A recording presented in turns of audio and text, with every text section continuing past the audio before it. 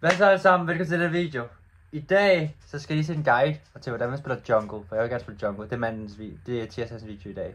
Jungle is without a doubt one of the most versatile and interesting roles in League of Legends. Not being stuck in one lane for half the game is super engaging and gives you a ton of options for how to play each match out. But with so many options available, that's precisely what scares so many players off from trying the role. With a ton of choices to make, jungling can seem overwhelming, especially to a beginner. And that's precisely why we're making this video. This will be a comprehensive guide for beginner jungle players to find everything they need to get started so they can immediately have success playing the role. So yeah, this is a guide for complete noobs to the role and the game. We're going to be covering the basics of the basics, such as what Smite does, good starting junglers, early pathing, how to gank, and other beginner-friendly tips to help you get started and succeeding in the jungle. And once you got the basics down, if you want to become a great jungler as fast as possible, then head on over to skillcap.com.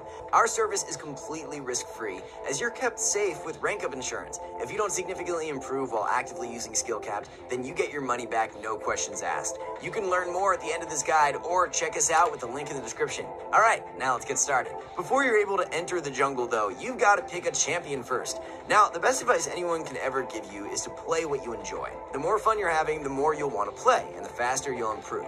Of course, if you're completely new to League of Legends, then you probably don't even know what you enjoy yet. If you don't know what to pick, then these will be our recommended picks. Amumu, Shinzao, Warwick, Rammus, Trundle, and Volibear. Simply put, junglers have to do two main things every game. They want to farm the monster camps that spawn around the map. Why we recommended those 6 junglers is that they all have very simple kits that allow you to clear the monster camps without much effort. Your second goal is to execute what is known as a gank. Ganking just means that you head into one of the 3 lanes to help your own teammates kill their lane opponents. Each of these 6 junglers bring either powerful crowd control tools, a ton of damage, or both. All of them are very solid at ganking enemy laners with almost 0 effort, which makes them all great candidates to help you get started jungling. Of course, you also need to learn how to build your champion with runes and items. Once you pick something you want to play, head to a stats site like u.gg and type your champion into the search bar. There you'll find everything you need, from your skill order, your rune page, and the most common items built in your champion. Sites like this keep things super simple while you learn your champion, without having to read a bunch of item text every game. Okay, you're all set. You load into a game and you open the shop to buy your starting items. And now you're faced with 3 distinct choices: a blue, green, and red starting item. These are items that junglers can only buy when they take the summoner spell Smite. All of them summon a cute little companion to follow you around all game. This will sound way more complicated than it actually is. The goal of each of these pets is to slowly level them up by taking jungle camps. Don't worry, you literally don't have to think about this. It happens automatically as you play the game. The only difference between the pets is that the blue one gives you movement speed when fully leveled up. The red one gives you a bit of damage, and the green one gives you a decent shield and crowd control reduction. If you aren't sure which to buy, we'd recommend you default to the green one, as it'll be useful every single game on any champion. Other than that, all the jungle pets will give you the exact same benefits, which are the following. First, they help you kill the jungle camps as you fight them. They're your battle buddies, and will automatically deal area of effect damage to any camp you deal damage to, which will make clearing the jungle much easier. The pets will also give you some health regeneration as you clear the jungle monsters. Not only that, but pay attention to Amumu's mana bar here. The jungle pets make sure that you get absurd levels of mana regeneration whenever you're in the jungle instead of a lane. It is almost impossible to go out of mana into the jungle, which means that you do not have to worry about managing your resources nearly as much as every other role. By the way, this mana regeneration is applied almost everywhere besides the 3 lanes and the bases. You almost always have a ton of mana to work with. Okay, to put this as simply as possible, killing the jungle camps is really easy. You just go up to them, auto-attack, use your spells, and your pet will do the rest. It's that simple. The final thing to know about your pets is that as you feed them, they will strengthen your Smite. If you don't know, Smite is just a spell that does quite a bit of burst damage to jungle camps. As you play, your pets will buff it even more.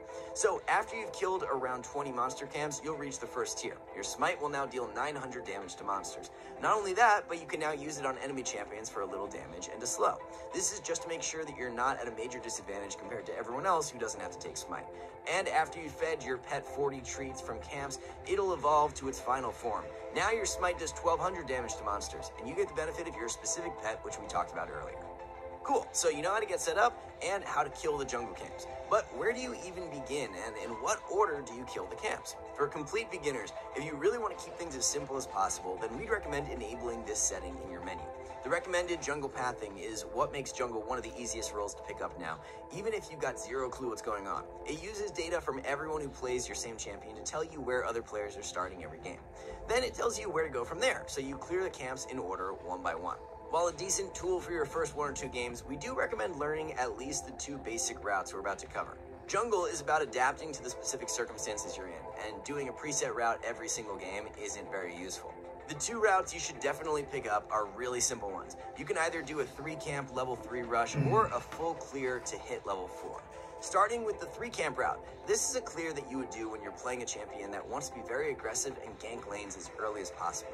In fact, many of the champions we recommended make very good use of this route. Hitting level 3 lets you unlock all 3 of your basic abilities, which makes you a super deadly threat, likely resulting in some kills. To hit level 3 quickly, there's 2 different ways you can accomplish it. The most common way that a level 3 rush is done is by clearing the blue, gromp, and red camps. This is a good time to bring up why the blue and red camps will be so important to everything you learn going forward. Killing each of these camps will give you a powerful Altså fam, jeg ved ikke hvorfor den lagger så meget på stream. Det er fordi jeg streamer på samme tid optaget det her video. Men jeg kan ikke gøre så meget. Videoen bliver fed. A small burn which both deals damage and slows your opponent. The blue buff will give you an absurd amount of mana regeneration. It is literally impossible to run out of mana with it. Likewise, it shortens the cooldowns of your spells, which is great for characters with powerful abilities. This is why the blue, gromp, red route is the more popular level 3 rush route. You get access to both buffs, which makes your ganks onto enemy laners significantly more deadly. Another way to hit level 3 quickly is to do a single quadrant clear. All this means is that you would clear 3 of the jungle camps that are in one side of your jungle. For example, blue, gromp, and wolves will give you level 3. Likewise, on the other side of your jungle, killing the red, raptors, and krugs will also give you level 3. You only get one of your buffs this way, but we'll cover why you may want to use these routes in a bit. Okay, the second basic route we'll be covering is the full clear. It's literally as simple as it sounds. You just kill all 6 jungle camps on your side of the map. You start on either blue or red, then slowly make your way to the other side of the jungle, killing everything in order. Doing all the camps will give you level 4. This route is usually for junglers who don't have very strong ganks early on, or who want to farm up to hit level 6 as quickly as possible. Great, so you now know the most popular starting strategies, but which do you actually use? It all depends on where you want to end up on the map and knowing which lane you want to gank first. For example, let's say that you want to help your top laner out and you're playing on the red side of the map. You could do a blue, gromp, red start to hit level 3 and immediately go to gank top. Or you could do a full clear starting at blue to end up there as well after clearing your entire jungle. Lastly, you could just do a red quadrant clear to get there as quickly as possible, even though you'll be skipping the all-important blue buff. Hopefully you see how simple it technically is. Your opening route is just heavily influenced based on where you want to go early on. Of course, those were only the 2 most basic types of routes. If you want to learn more ways you can adapt your pathing to have further success, then be sure to check out some of our pathing guides and courses. We cover this topic way more in depth and make things even simpler to understand in those guides. Like we said though, your opening route generally just depends on what your main goal is in the early game. Typically this will be influenced by which lane you think is the highest probability of getting you a kill if you gank it. To analyze that, you technically want to look at every lane matchup and think about how both sides are likely to interact with one another. Then you just adapt your opening route to whichever one you think is most likely to let you score a kill. Oh, okay, cool, yeah, I can't do that, is what you're probably thinking. We don't expect you to, trust us. There's currently over 150 unique champions in this game, and yet you're somehow supposed to know how every single one of them interacts with every other champion? That's obviously not easy, especially if you're newer to the game. However, there are some very basic guidelines that will usually let you make the correct choice for which lane you want to gank. Melee versus melee lanes are usually incredibly volatile in the early game. Melee champions need to walk up to attack someone. Well, if you put 2 melee champions into one lane, then they're constantly going to be fighting each other to walk up to the minion wave. As a jungler, these are almost always the matchups that you want to path towards early. There is an incredibly high chance that you're going to score kills when you path towards volatile lanes that are always fighting for the wave. So for example, if you see a Jax versus a Renekton top lane matchup, you should probably start on the bottom side of the map and slowly make your way up there in the hopes of ganking that lane. Many of you may be thinking how this affects bottom lane. There's almost always 2 ranged marksmen there, right? When making decisions whether to gank bottom, always look at the support matchup. If there's there's 2 melee champions for supports, then the previous and following logic will apply too.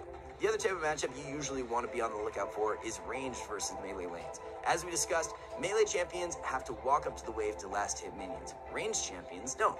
As a result, ranged champions are very often the ones harassing melee champions off the minions and pushing the wave aggressively. So, what does this mean for you? Basically, if you're the one with the melee teammate versus a ranged matchup, then you should likely path towards that teammate. The ranged champion is going to be very overextended in the lane most of the time, which puts them far from the safety of their tower. Not only that, ranged champions tend to be fairly squishy. It's very likely you're able to go to that lane and score kills. On the flip side, you generally shouldn't expect to find ganks when you're the one with the ranged teammate. The melee champion will always be too close to their own tower, so you may want to path to a different lane early on. As a beginner, those 2 guidelines are more than good enough to get you started. However, if you want to understand how to make early game decisions around your pathing even better, we again recommend some of our other guides once you get more comfortable at the role. We break things down much more in those more dedicated guides, so check them out on our site if you're interested. So now you know how to path around your jungle, which lanes to make your way towards, but how do you actually kill an enemy laner as a jungler? Well, let's cover the most common tips that will make your gank successful way more often. The first thing you look for in a gank is pushing lanes. Let's say, for example, that you've done a 3-camp clear and you've ended up here near the blue buff. Now you have a choice. You can either go top or mid lane. In this situation, mid lane would be the ideal lane to gank. The enemy top lane is too close to their tower, so you'd instead want to punish the enemy mid laner for playing so aggressively. It's the simplest but most effective advice for scoring kills during ganks. Try to go towards laners who are pushing and are far away from the safety of their towers. Which brings us to our second advice to score kills: flanking. When going into a lane, you almost always want to approach from behind your opponents, rather than straight at them. Try to take the path through the jungle that lets you do this. It's pretty clear why this would be better in most cases. Your opponent has to run through you now to get back to their tower. It's very unlikely they can get away from you if you're already behind them, and it'll probably result in a kill. Flanking is definitely the big reason why ganking pushing lanes is so effective. As a quick note to make that easier, you will want to swap your starting trinket for a sweeper lens. Most junglers prefer denying vision over placing their own. This enables you to look for those flank angles onto laners much more consistently without your opponents being aware that you're coming. For a couple more tips to execute ganks, one of the very first things you want to switch in your settings is to show timestamps. All this does is show you in the chat precisely when something was said.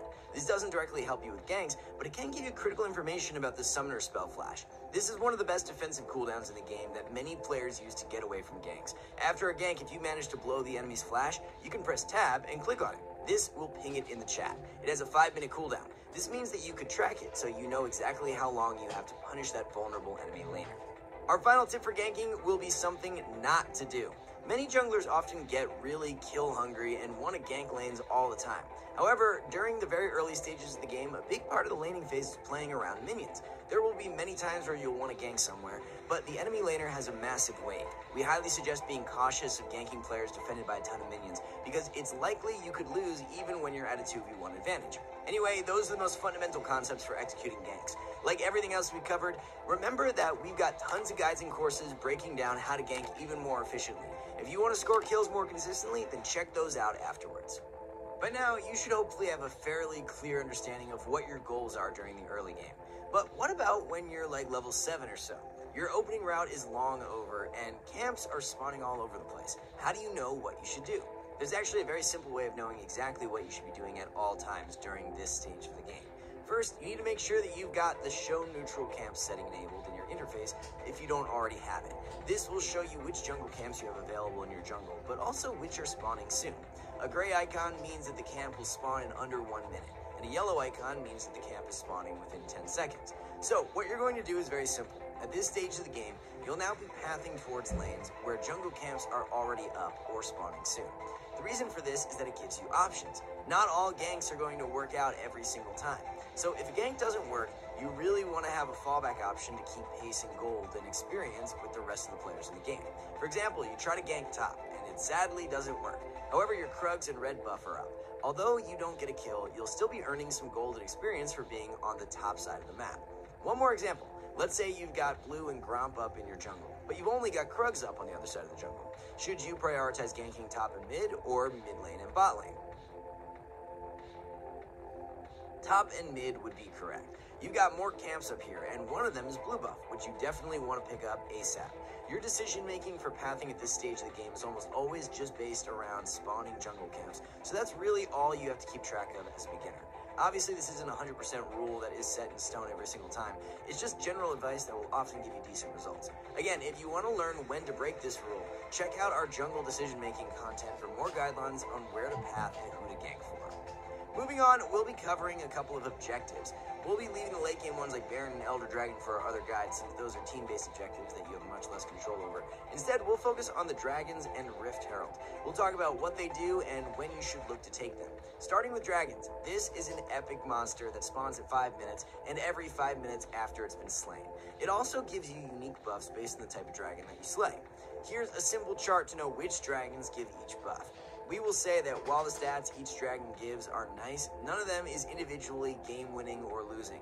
Therefore, as a jungler, you shouldn't ever feel like you've royally screwed up if the enemy team gets a dragon or two. As for killing it though, most junglers can solo the dragon after around level 5. You just tank and kill it.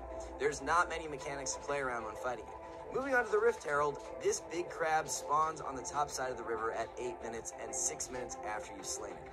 After killing the Herald, it will give you a significant amount of gold and spawn an eye that you or your teammates can pick up. Once you got it, it makes your recall significantly faster. But the much better benefit is that you can now spawn the Rift Herald, aka Shelly, with your trinket keybind. Shelly will push down lanes and crash into enemy towers, dealing significant damage to them. This is especially nice before 14 minutes when turret plates are still up. You can gain a ton of gold by summoning the Herald in a lane with multiple plates still up, as well as helping you take the tower faster. As for actually killing the Herald, you can technically solo her without taking barely any damage. Here's what you need to know. Shelly will periodically expose an eye on her back. Hitting it with an auto attack will deal massive damage, letting you kill it much faster. To get behind her, wait for Shelly to auto attack you. After attacking, she'll sit still for a bit, letting you reposition to hit the eye. She's also got this massive wind-up swing. Just dodge it, it's really easy. And that's all there is to it. Properly follow these mechanics, and you will kill her without any effort and take almost no damage. Okay, so you know what they do and how to kill them. But when do you actually move in and try to take the Rift Herald and Dragon? While these are objectives that you can technically solo, you are usually very vulnerable when you try to kill them. You definitely don't want to risk dying and giving over the objective for free. The first thing you want to look out for is when the two lanes around the objective are pushing into their opponents. For example, let's say you want to start Dragon. You look at bottom and mid lane. Both of your teammates are pushing the wave into the enemy's tower very aggressively. This is usually a good sign that you can start it.